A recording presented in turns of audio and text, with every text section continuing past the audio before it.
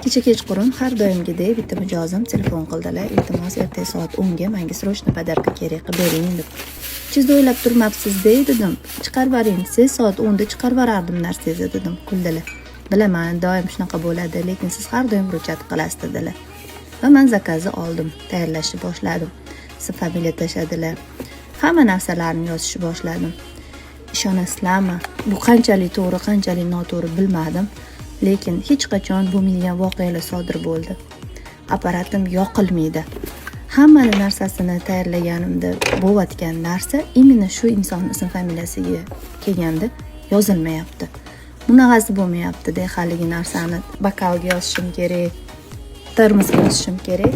Shu apparatim ishlamayapti. Hayron bo'ldim. Zo'rg'a amallab u fazadan bu fazaga olib, amallab ishlatib qilib berdim.